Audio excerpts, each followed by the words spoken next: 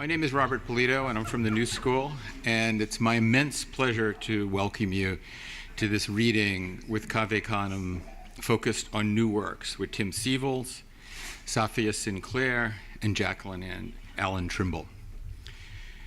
With their focus on craft, legacy, and as here, new works, Cave Canem has transformed American poetry. And I thought as a way into this evening, I would begin by reading an excerpt from a poem by the co-founder of Cave Canem, Toy Derricott. The poem is called Speculations About I, and this is roughly the second half of the poem. Speculations about I. I am not the I in my poems. I is the net I try to pull me in with. I try to talk with I, but I doesn't trust me. I says, I am slippery by nature. I made I do what I wasn't supposed to do, what I didn't want to do. Defend me, stand as an example, stand in for what I was hiding. I treated I as if I wasn't human.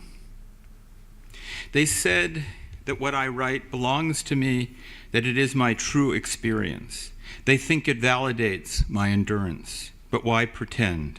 I is a kind of terminal survival. I didn't promise I anything, and in that way, I is the one I was most true to. So that was the astonishing Toy Derricott, and it's my pleasure now to turn the evening over to Elizabeth Bryant, the Programs and Communications Coordinator of Cave Canem. Hello and welcome. Can y'all hear me if I stand like this? Okay, cool. It's such a pleasure to be here this evening. As you heard, Cave Canem is an organization dedicated to the artistic and professional growth of Black poets and poets of color. I invite you all to join the community. You, if you're about that life, can follow us on Instagram, Twitter, and Facebook at Cave Canem Poets. You're welcome to sign up for our mailing list just over there. We also have a fall flyer with all of our season's offerings and a brochure if you want to learn more. A couple of quick announcements. So applications are now open for the 2019 Cave Canem Retreat for Black Poets. Definitely tell your friends or your colleagues. Those applications will remain open until December 21st. Also, coming up this Thursday on October 11th, Cave Canem will be hosting the workshop Self-Care, Vulnerability, and Resilience, Disarming Intersectional Microaggressions. Led by licensed psychologist Dr. Nicole L. Jackson, this masterclass will focus on the factors that buffer against and dismantle the impact of microaggressions. There are just a few tickets left, I think maybe 2 or 3, so you can go to our website or Eventbrite. Definitely don't want to miss out. This is a unique program offering. Also, this coming Friday, we will be at NYU for our second new works reading of the season, featuring poets Marcus Jackson, Amanda Johnston, and Dustin Pearson. As always, so much warmth and gratitude to the New School, to Lori Lynn Turner, Robert Polito. Y'all are amazing, yes. We also thank our funders, the Lannan Foundation, the Whiting Foundation, Amazon Literary Partnerships, the National Endowment for the Arts, the Department of Cultural Affairs, and the New York State Council on the Arts. Thank you also to Cave Canem's amazing Programs and Communications fellow, Natalie DeRosier, who will be selling books just over there. And of course, special thanks to all of you, our beautiful audience members. Now, on behalf of Cave Canem's Board of Directors and Executive Director Nicole Seeley, it is my pleasure and honor to introduce this evening's poets, who will read successively in this order. Tim Seibles considers himself a composite of many cultural influences and names the likes of Jimi Hendrix and Angela Davis among his political heroes.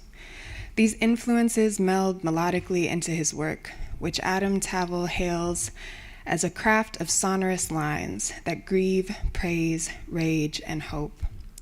Seibles is the author of 6 collections of poetry, including Fast Animal, which was a finalist for the 2012 National Book Award and is available for sale this evening, Buffalo Head Solos, and Body Moves. His latest work of poetry, One Turn Around the Sun, was published by Etruscan Press in 2017, and although it is not available for sale this evening, you can go directly to the press or Amazon or soon Greenlight Bookstore to check it out.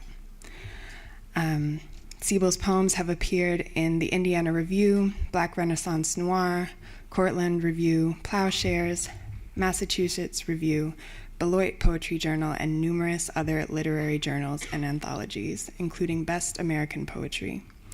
Seibles lives and teaches at Old Dominion University in Norfolk, Virginia. Most recently, Jacqueline Allen Trimble has written about how we are more enamored with the America we imagine rather than the America we actually live in. In the words of author Andrew Hudgens, Trimble remains luminously aware of life's pleasures and their costs. A Cave Canem Fellow and an Alabama State Council of the Arts Literary Fellow, her poetry has appeared in various print and online journals, including the Louisville Review, the Offing, and Blue Lake Review. Trimble's most recent collection, American Happiness, won the 2016 Balcones Poetry Prize and has been hailed for its cut-to-the-flesh poems. Trimble lives and writes in Montgomery, Alabama, where she is a professor of English and chairs the Department of Languages and Literatures at Alabama State University. Sofia Sinclair is a poet and librettist, born and raised in Montego Bay, Jamaica, a place where, according to Sinclair, nothing grows politely. The feverish blooms of plants and vines in this homeland are reflected in the worlds built into Sinclair's poems, poems that have been praised for their dense, lush, and hypnotic beauty. Sinclair is the author of Cannibal, which has garnered a great many awards and acknowledgments, including a Whiting Writers Award and the American Academy of Arts and Letters Addison M. Metcalf Award, as well as the Phillis Wheatley Book Award. Sinclair's other honors include a Pushcart Prize and fellowships from Yaddo, the Bread Loaf Writers Conference, and the Fine Arts Work Center in Provincetown. Her poems have appeared in the New Yorker, The Nation, Poetry, and elsewhere. She received her MFA in poetry at the University of Virginia and is currently a PhD candidate in literature and creative writing at the University of Southern California. Please join me in welcoming Tim Seibles. It's always nice to be here in New York. Always back. Nice to be repping Cave Canem, as always. Shout out to Time But Jess in the back.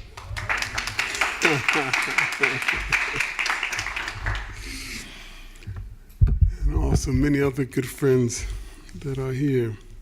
And what I'll do is I'll read a couple of things from the books, and then I'll read just new things, and that'll be enough for me.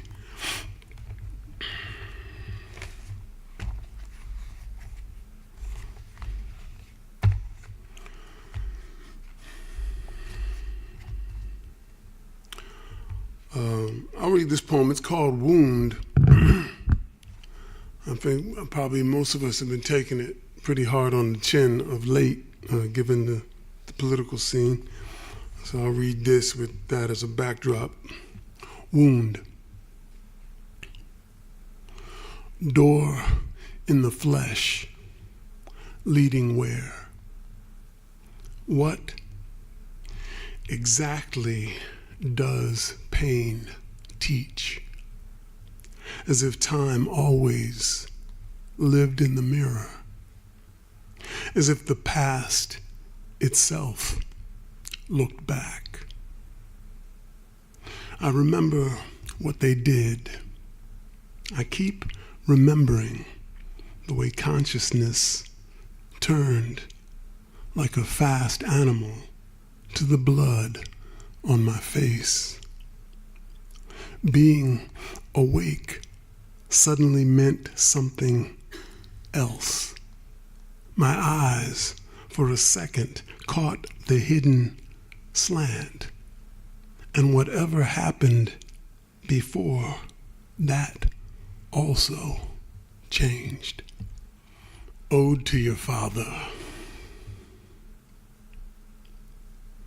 So Sunday nights, he put on Yusef Lateef, and that flute stole secrets, usually locked in the moon's cool house. And you watched his head nod yes to all he couldn't say.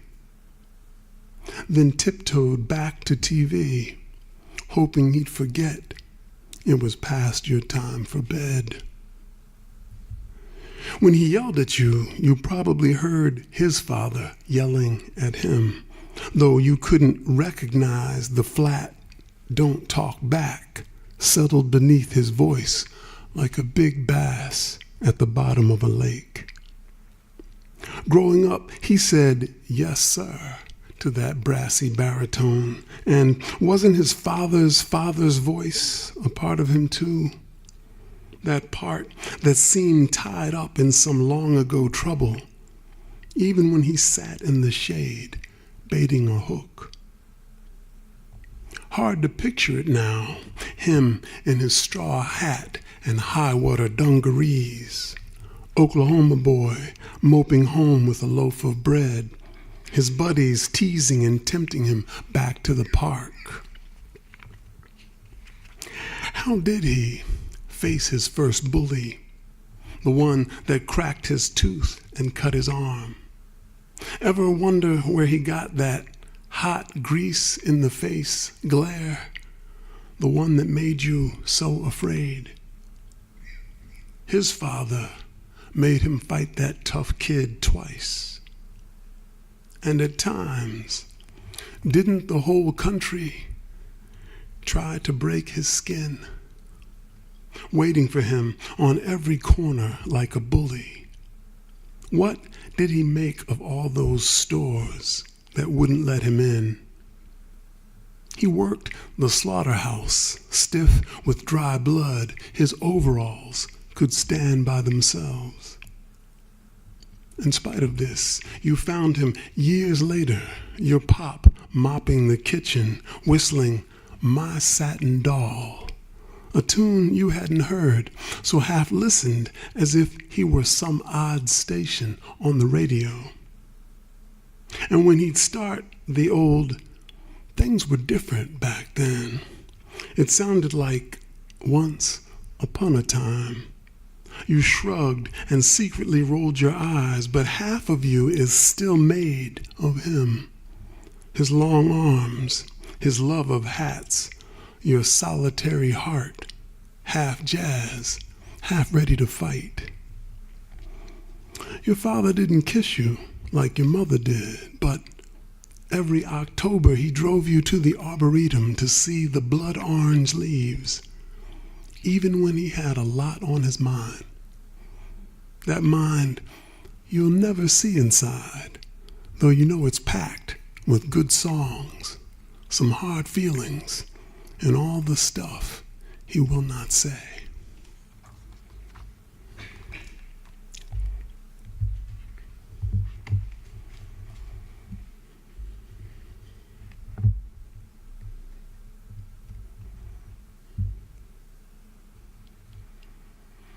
I'll read this one for you, Rico. This is a poem. I was doing these things. I realize now that it's some echo of Larry Levis. When I was an undergraduate in the 70s, there was a poem by Larry Levis called "The Poem You Asked For." Anyone remember this poem? Anyway, and I had forgotten all about it, and I started writing these poems in which a poem is a character. And somebody said, "Do you remember that Larry Levis poem?" And I said, "Damn, you know what? I think he planted a seed in my head." Anyway, this is called "And Yet," and the poem begins with the title. The title goes right into the body of the poem. And yet, the poem remains unafraid, a black Pegasus tattooed on its chest. Do whatever you want, the poem taunts, as people steady the scaffold and test the noose. It's dawn. The poem has been awake for hours, wondering why it has to be this way, when once there was song and so much promise. Do your worst, the poem laughs, flexing its pecs so the black wings flap, and the poem begins to rise, begins to see itself far above the mob, far from all the trouble, objective, detached, like a coffee shop, citizens coming with no dirty looks, no axes to grind, just wanting something to propel them into the relentless day with clear sight and a thumping heart. Just get your coffee and get out, the poem says.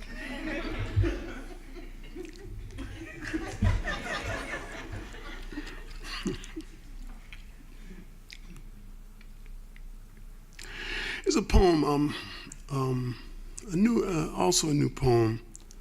Maybe still in progress. I'm not sure. So all of you, I know who are writers, know what I mean. I feel like it's late in the process, but maybe I'll change something. I'm not sure. Anyway, the poem's called "The Game," and it's dedicated to Colin Kaepernick, the quarterback, who formerly of the San Francisco 49ers, who began the kneeling protests. Most of you, I think, know that name. The Game. Here they come, bobbleheads, hot dogs, big dudes and beer. Little kids fizz like fresh Pepsi. You always loved the game. Didn't you always get picked first in the schoolyard, like stepping into a good dream? With the ball in your hands, you were a snake with wings. A shimmy, a shake, and the defense disappeared.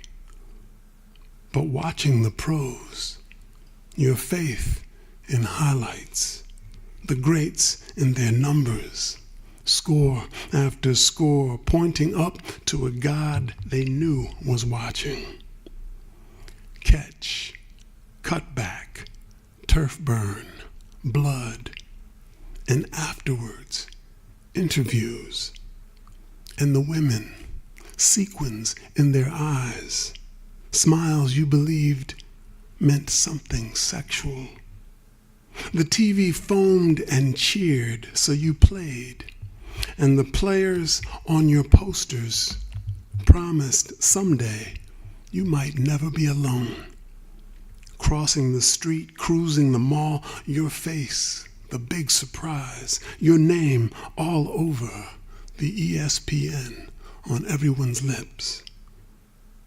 You couldn't know what was behind the curtain. You just believed a bright jersey and a good arm would change everything. Even your tough country, digging in to protect itself from you, brown boy, renegade in America. And weren't they wonderful, those moments when you knew nothing could catch you? The perfect mix of grace and disguise, running like you stole something, like you snatched the golden fleece right out the damn sky. You thought everyone wanted to see the beauty in your escape. But maybe what worked your feet was sometimes simple fear, the ghosts still hunting, hounding your speed, the way you broke down everything they tried to prove. Then the NFL, the Emerald City, at last. And weren't you the flying house? Weren't you Dorothy? Weren't you the wizard and the yellow brick road? How could you have known history is no dream? Even now, the stadium flexes like a medieval cathedral, concessions chumming the troubled citizens back to the gates. As the anthem begins, you walk past bright mustard, hot meat boosting the breeze. And when one team starts to lose, the shouts, the jeers, replay the old questions. Who's bleeding on the field? Who's howling from the stands?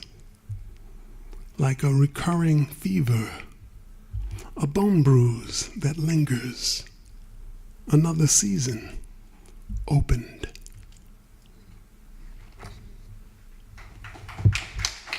Thank you. Thank you.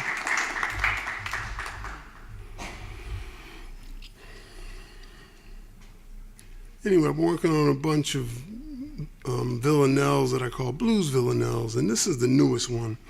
It's called Little Star Blues Villanelle.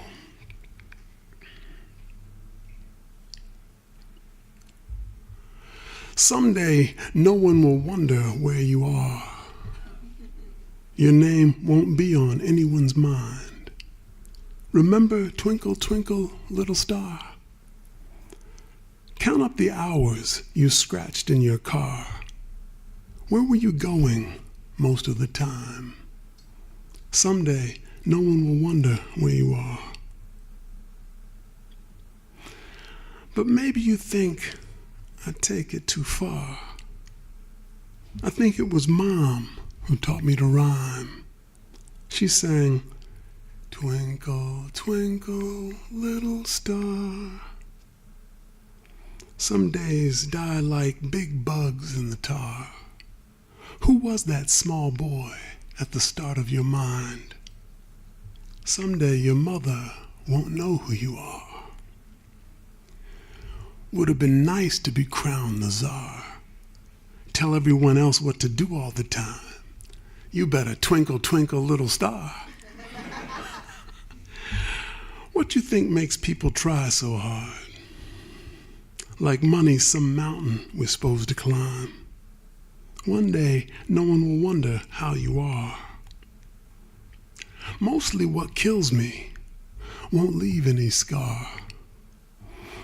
I bet I know why most people go blind. They need twinkle, twinkle, little star. Let's sit in the shade by that tree in the yard and chew on the hours with their lemony rind. Someday, no one will wonder what you are. Remember, twinkle, twinkle, little star. Thank you. Thank you. And I'll close with this. It won't be a bit too long. This is called Knock Knock.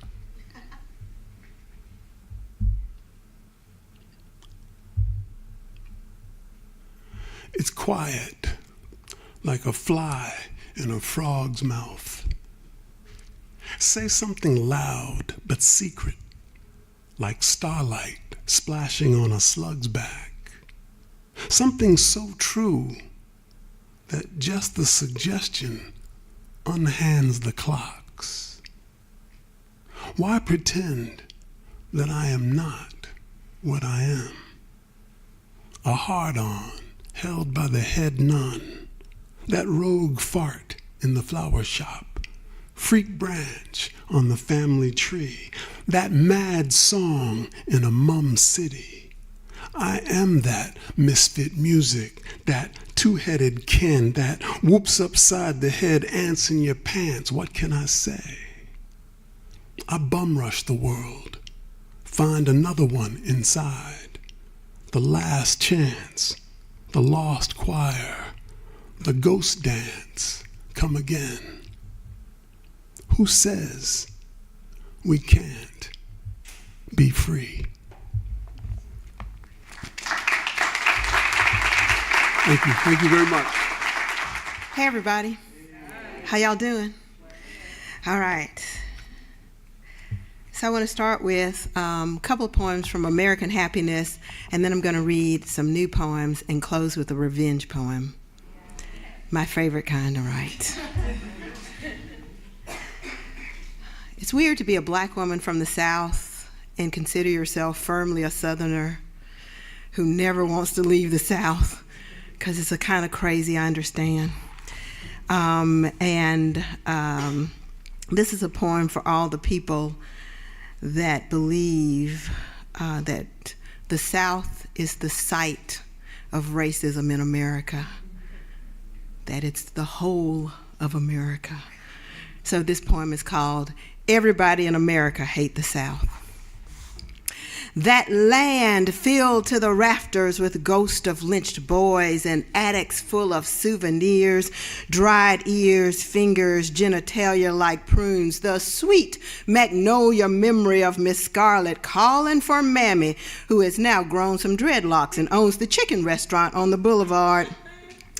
America ought to say, thank you, Miss South. Thank you for being like Jesus and taking on the sins of the whole country, or being our crazy Aunt Hazel who runs naked through a house full of company, shouting all the foolish things we think but can't say, so we can walk around all post-racial and watch Gone with the Wind over and over, swooning from the romance.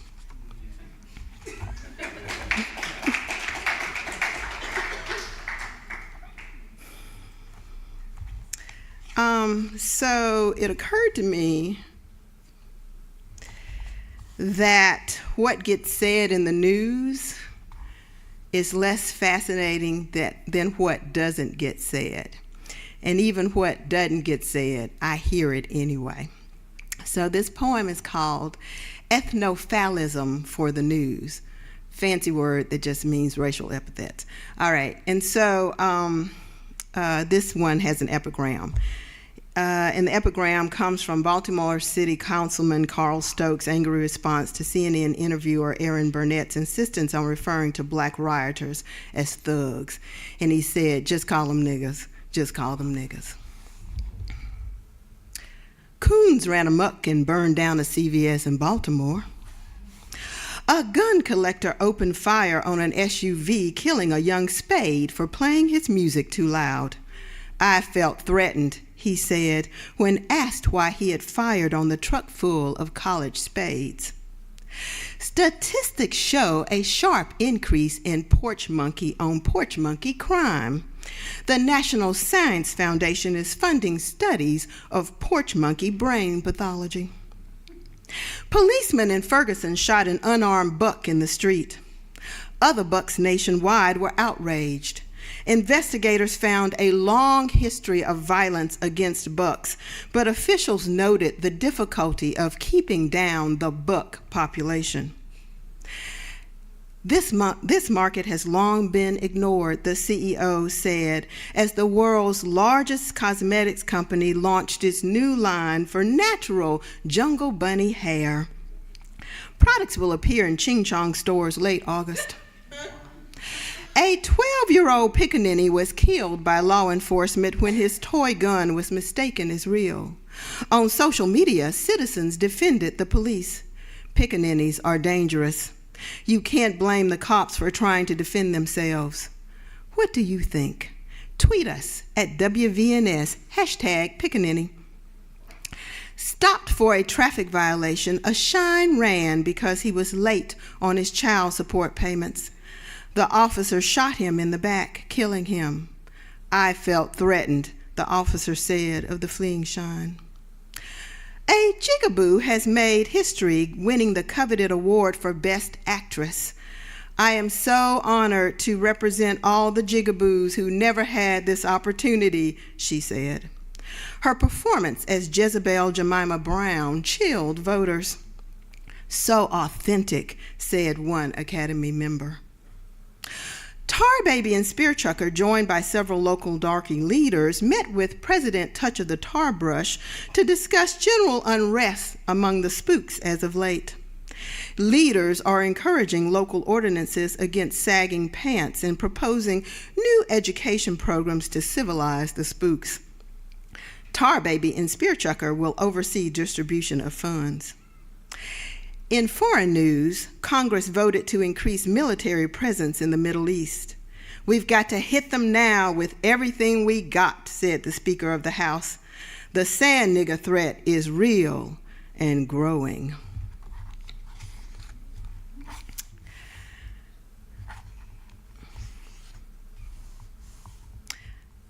This poem is called No Child Left Behind.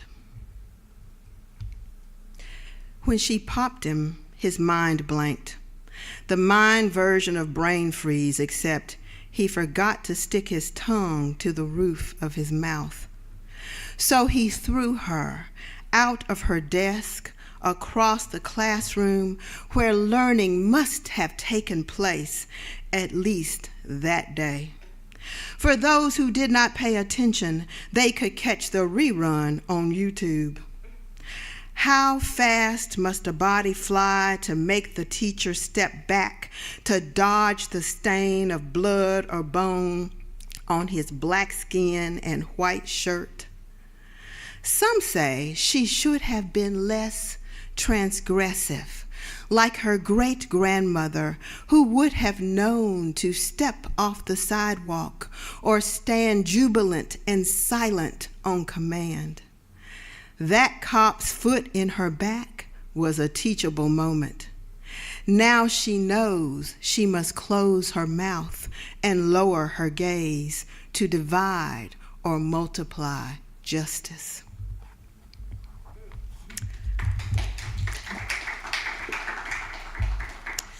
All right, so I'd like to read just a couple of new poems. This one is called Allies. So allies is a really weird word to me because it implies someone who's going to help you but doesn't have any skin in the game. And I prefer the word friends. But I've named this poem titled this poem Allies. And it also has an epigram. And it's from James Baldwin. I can't believe what you say because I see what you do. Thank you for letting me know you voted for the black guy. You are sad when you think of segregation.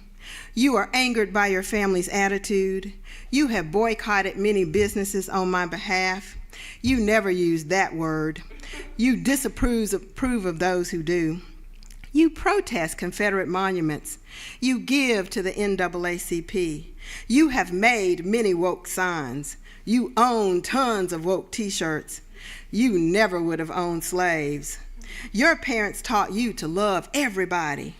Your father used to hire black workers. Your mother marched with King.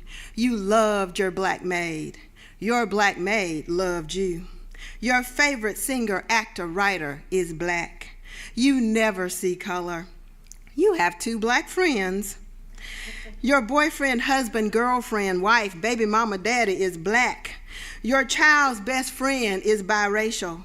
You admire Oprah so much. You admire Beyonce so much. You admire hip hop so much. You love that MLK. You wish you had my skin. You wish you had my hair. You wish you were a strong black woman. You have to have that sweet brown sugar. You have to tell your daddy he raped you. You have to keep peace with your neighbors. You have to keep peace at the office. You have to keep peace in your church. You wish we would let it go.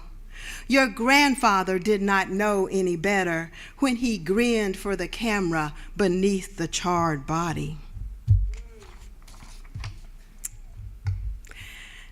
This one is called Oh Say Can You See? And the epigram is from Francis Scott Key. No refuge could save the hireling and slave from the terror or flight or the gloom of the grave. Those slaves at Fort McHenry never had a chance to kneel, probably dead before they hit the ground. Like that boy shot 20 times, his cell phone still smoking in his hand. His grandmother's backyard a burial ground, not sacred enough, nor was his body a temple the cops dare not enter.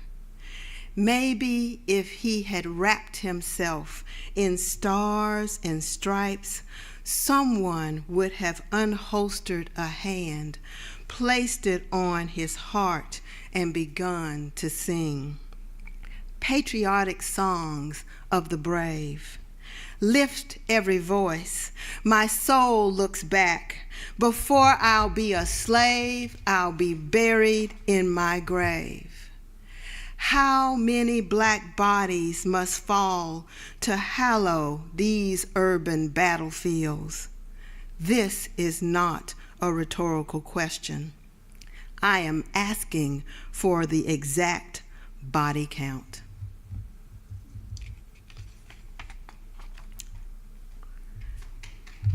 Oh, thank you. So this is based on a true story about my mother, actually, who is a very fair-skinned African-American woman who, if you did not know she were African-American, you would not know she were African-American. And her husband, however, was clearly African-American. And so in the 1960s, they were walking downtown in Selma, and someone happened to see them. And later, when my mother was walking alone, she was chased because the folks felt she had committed miscegenation. So this is about that and some other things that I think you will recognize. Craig Cobb is a white supremacist who went on a talk show, and he's trying to start a white town in the Dakotas. And they gave him a DNA test, which showed that he was 86% European and 14% sub-Saharan African. Wow.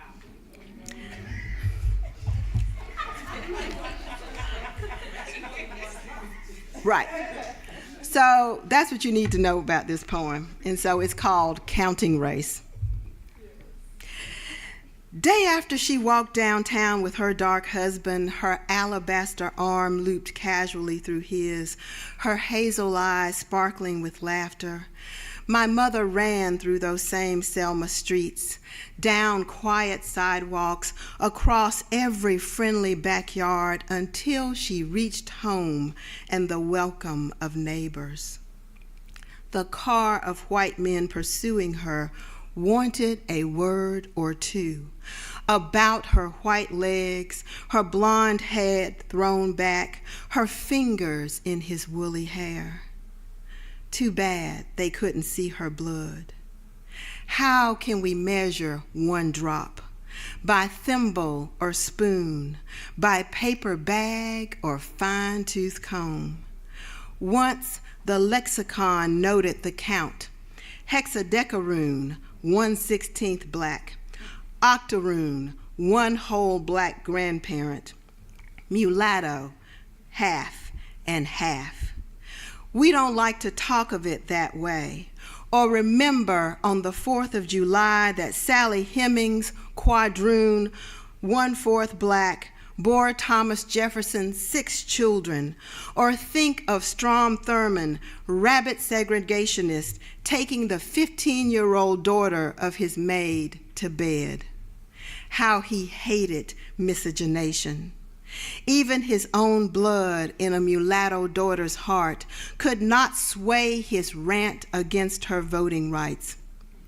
How he loved untainted blood. As much as that man on the talk show yesterday who wants to build a white town for whites like him. He smiles beneath his certainty, his eyes calm as the Dead Sea. He does not know purity is a trap, as treacherous as gerrymandered districts and black-on-black crime.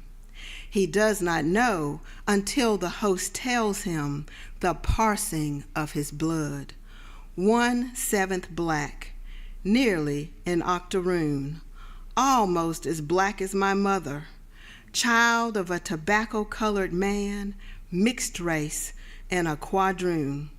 I can't remember what they called that, or if I ever knew.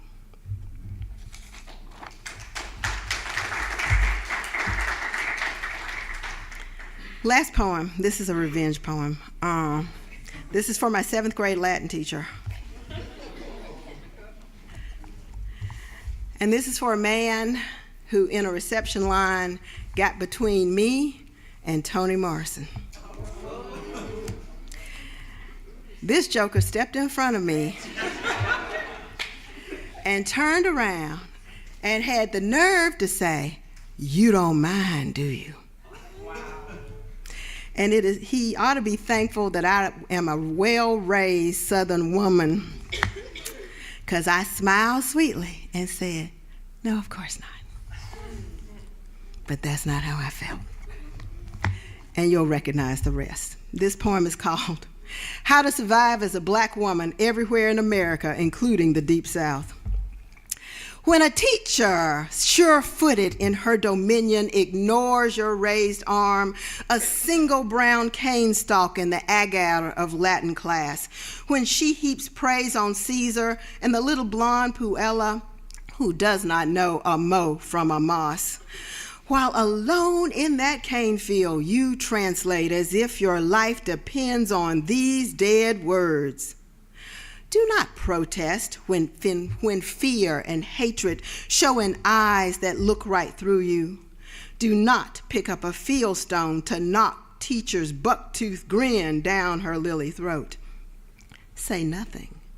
Say nothing. Say nothing. Smile and put your hand down. Smile and praise the little dumb girl. Smile through every declination of your personhood. Smiling is a lesson you can use. When the man, so certain in his privilege, turns to you in some reception line, inspects you as if you stand on an auction block and not the plush floor of the Renaissance Hotel. When he laughs and says, "I heard you are a Negro graduate student," except in genteel and colorless words. When he questions you again and again, hoping for affirmative action to show its face. Do not yell in righteous indignation of your smarts. Do not ask him some questions of your own. Do not shank him with your butter knife. Say nothing. Say nothing. Say nothing. Smile and answer his questions nonchalantly. Smile when he says, "You are smart for a black girl." Smile when he asks you to perform your monkey tricks for his wife, his friend, a passerby. Monkey tricks might come in handy one day. When your brown child goes walking down the street, the hood of his ordinary sweatshirt pulled low about his head, his pockets bulging with Skittles and tea bottles. Do not pretend you are surprised when a man he has never seen accosts him for thinking sidewalks are free for all. When they bring his limp brown body to your door and tell you how he brought it on himself, was much, much too uppity to live. When they praise the one who stood his ground and shot him dead. Do not scream and cry and cuss. Do not pick up your weapon and kill his killer. Do not blame the jurors for being blind. Say nothing. Say nothing. Say nothing. Smile and bury your only son. Smile and calm the crazy crowd. Smile and forgive, forgive, forgive. Forgiveness covers centuries of sin. When they knock at last at your own front door, get up, sure-footed, from the bed you have made. Get your children and your husband up too. Do not stomp your feet in protest. Do not wave the cane stalk of your arm in protest. Do not explain you are worthy and smart. Do not say you have sacrificed enough. Go quietly into the trucks. Go quietly into the long train cars. Go quietly into the dark ovens, like the coward you are. Thank you very much.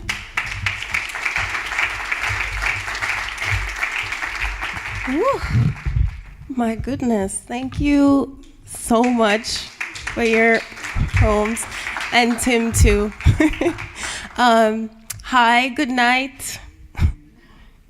Good night. In Jamaica, when you say good night, everybody answers and say good night, you know. I'm very happy to be here, happy to be reading with Tim and Jacqueline. Thank you so much, you guys, really, because I feel like this renewed and fervent fire just from hearing this poetry. And that's invaluable. Thank you. I'm going to be reading some poems from Cannibal, and I'm also going to be reading some new poems. Okay, so the book is called Cannibal because of the linguistic history of the word.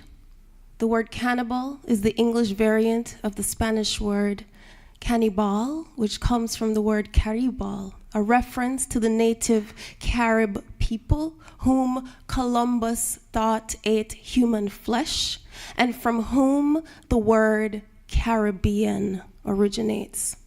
So, by virtue of being Caribbean, all West Indian people like me are already, in a purely linguistic sense, born savage. This is home. Have I forgotten it? Wild conch shell dialect, black apostrophe curled tight on my tongue, or how the Spanish built walls of broken glass to keep me out, but the doctor bird kept chasing and raking me in. This place is your place, wreathed in red sargassum, ancient driftwood nursed on the pensive sea. The ramshackle altar I visited often, packed full with fish skull, bright with lignum vitae plumes. Father, I have asked so many miracles of it, to be patient and forgiving, to be remade for you in some small wonder. And what a joy to still believe in anything. My diction now as straight as my hair, that stranger we've long stopped searching for. But if somehow our half-sunken hearts could answer, I would cup my mouth in warm bowls over the earth and kiss the wet dirt of home. Taste bogue mud and one long orange peel for skin. I'd open my ear for sugar cane and long stalks of gungo peas to climb in. I'd swim the sea, still lapsing in its sodded frame. The sea that again and again calls out my name.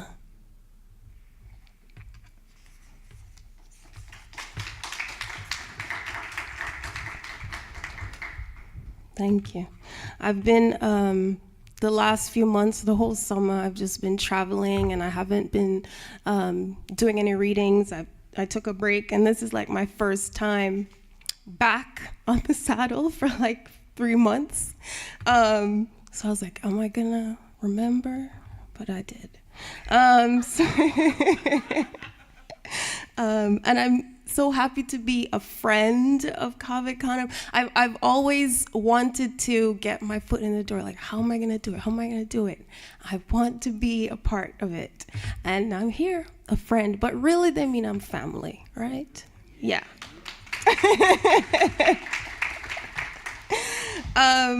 This next poem is called Polka Mania, and it's based on this Jamaican folk religion that involves dancing and chanting as a way of communing with the past and with the dead. And it's a very female-centered folk religion, which is unfortunately at this moment in danger of like we're in danger of losing this culture.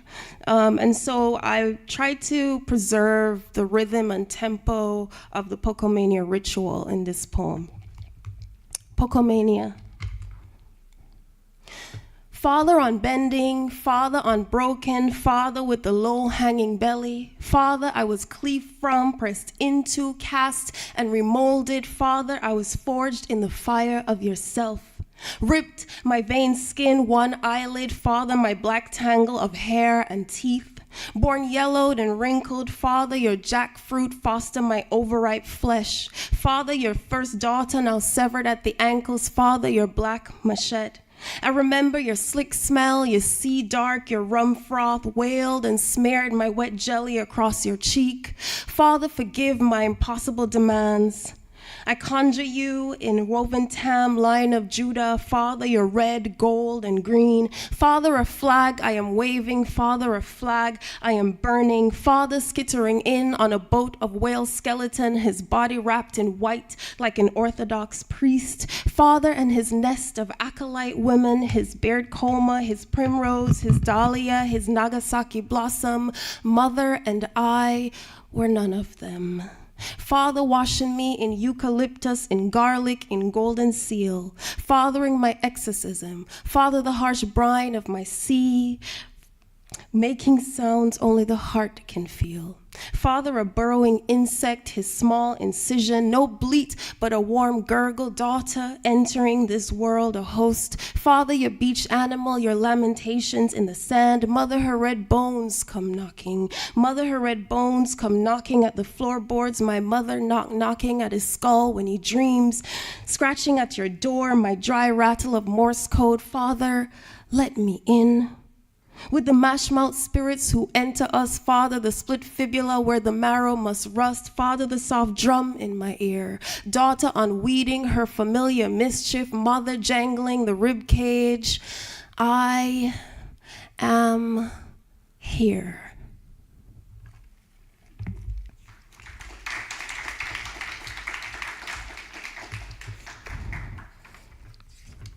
Thank you. This next poem is called Autobiography. It's probably the shortest poem. It is the shortest poem I've ever written. This is it, Autobiography. When I was a child, I counted the looper moths caught in the dusty mesh of our window screens, fed them slowly into the hot mouth of a kerosene lamp, then watched them pop and blacken soundlessly, but could not look away. I had known what it was to be nothing, bore the shamed blood letter of my sex like a banishment, wore the bruised mark of my father's hands to school in silence.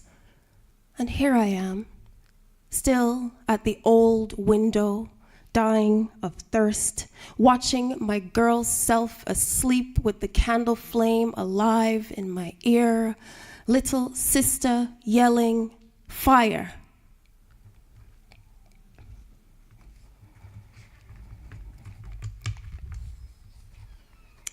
Okay, I'm gonna read some new poems now.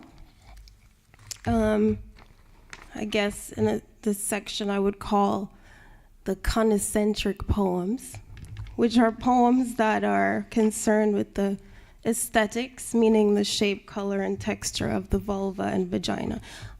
Or men tell me not to write about my vagina, and I do anyway.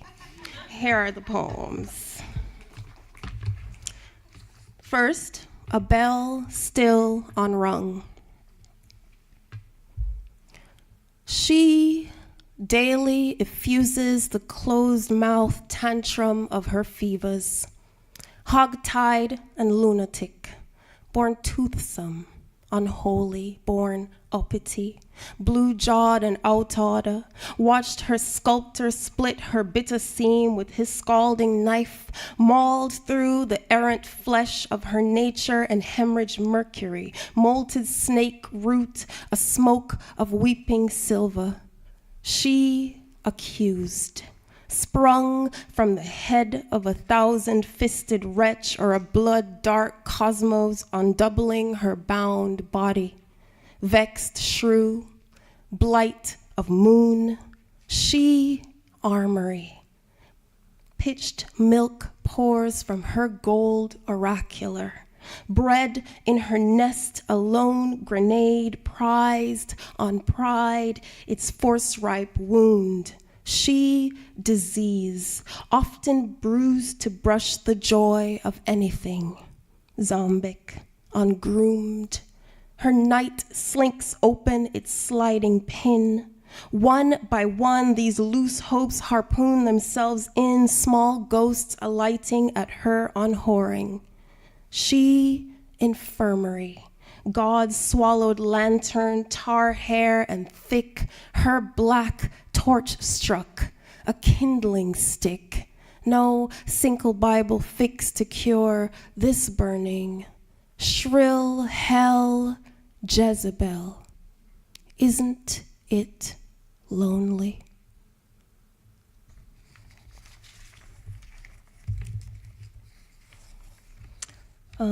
I've been getting my PhD from USC. I'm almost finished.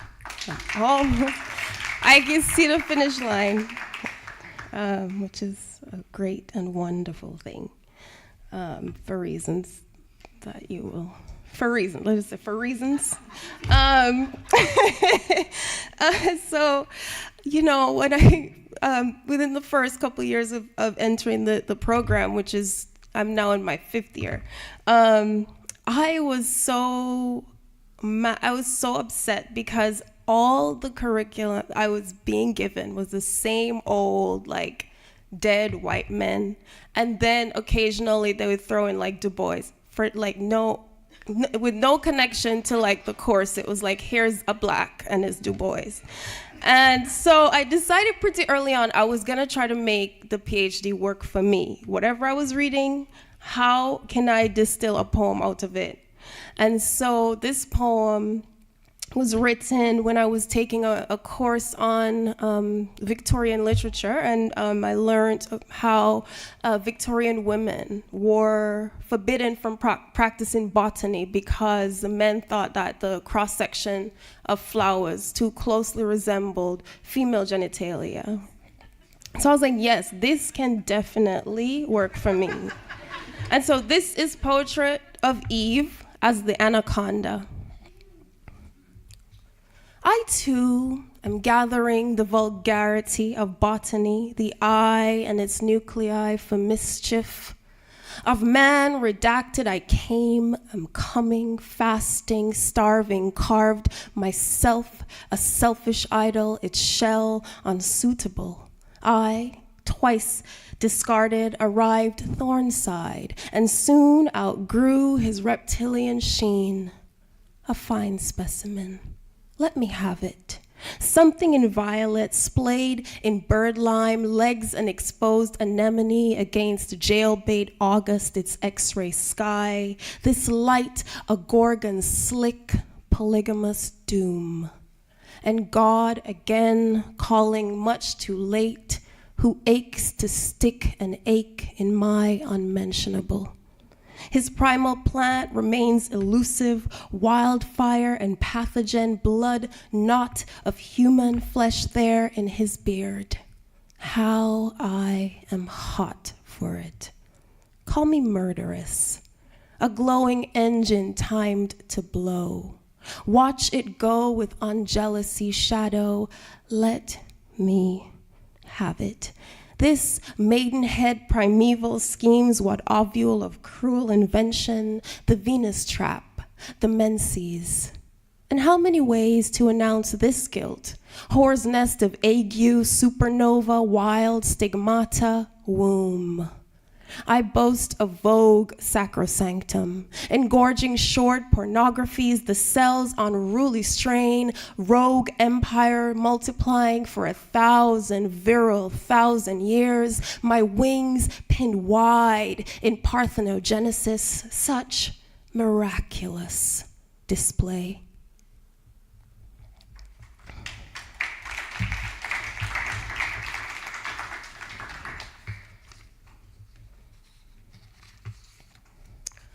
So this is the newest poem I have written. Someone said tonight, just try it. Usually I'm just like, no, I just want to do the poems I know. I've been working on this series of poems about this robot called Sophia, right? Have you guys seen this robot, Sophia the Robot? And they're like parading around this like robot that has makeup on and like weirdly has no hair. She's like a bald robot. But I was very interested as I watched this strange like cybernetic imitation of a woman, because Sophia the Robot is a citizen of Saudi Arabia. She was given official citizenship. And so I was like, that's interesting, especially for a country where like human rights are kind of like iffy, that a robot has, rights. And then I like to play on this idea of her name is like the Western bastardization of my name. And so this is Sophia the Robot contemplates beauty. As a girl, I held the hind legs of the small and terrified, wanted the short fur and the wet meat furrowing, wanted the small cry of the quavering boy at primary school, rock stone mashed up against his tender head, the sick milk of us poor ones sucked true from a government-issued plastic bag. At lunchtime, children were faithful and precise, a horde hurling barefoot at she who was different, and I waking too surprised to hear my own cruel mouth taunting. Her smile, some handsome forgery of myself. Grateful even now they cannot see the barbed wire patois of my shamdom. Makeshift, dreaming the warmth spent in the muscle of the living, the girl I grew inside my head, dreaming of a real girl, dreaming. I wanted a pearled purse, so I stole it. I wanted a real friend, so I let him, let her, let him, let him, let him.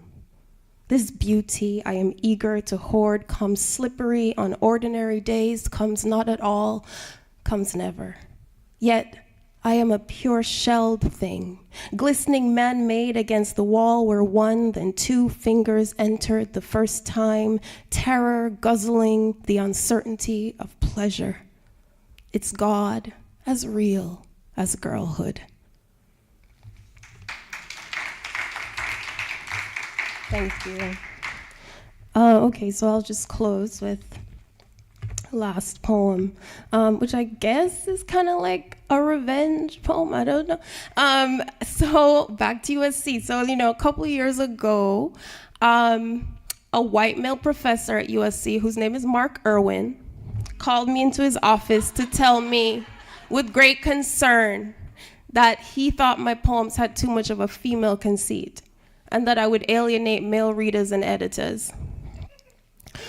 And then I told him, because he wasn't ready for the Jamaican to jump out. I told him it wasn't an accident, and that I didn't care if I alienated male readers and editors. Anyway, I went on to write my little poems of female conceit, and sometimes, when I read this poem, I like to dedicate it to him, Mark Irwin at USC. This is center of the world. The meek inherit nothing. God in his tattered coat, this morning a quiet tongue in my ear, begging for alms. Cold hands reaching up my skirt. Little lamb, paupered flock, bless my black tea with tears. I have shorn your golden fleece, worn vast spools of white lace, glittering jacquard, gilded fig leaves, jeweled dust on my skin, corn silk hair in my hems. I have milked the stout beast of what you call America and wear your men across my chest like furs. Stickpin fox and snow blue chinchilla, they too came to nibble at my door. The soft, pink tangles I trap them in. Dear watchers in the shadows, dear thick-thighed fiends, at ease, please. Tell the hounds who undress me with their eyes, I have nothing to hide. I will spread myself wide. Here, a flash of muscle. Here, some blood in the hunt. Now, the center of the world, my incandescent cunt. All hail the dark blooms of amaryllis and the wild pink Damascus, my sweet Aphrodite unfolding in the kink.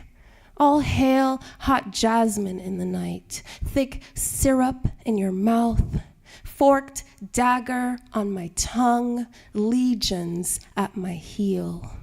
Here at the world's red Mecca, kneel. Here Eden. Here, Bethlehem. Here, in the cradle of Thebes, a towering sphinx roams the garden, her wet dawn devouring. Can we get another round of applause for all of our readers? Tim Seibles, Jacqueline Ellen Trimble, and Sofia Sinclair. That was so incredible. Thank you all. Everyone, our authors are here. Their books are for sale. Please talk to each other. Stay in the loop. Join the family. Thank you so much. And good night.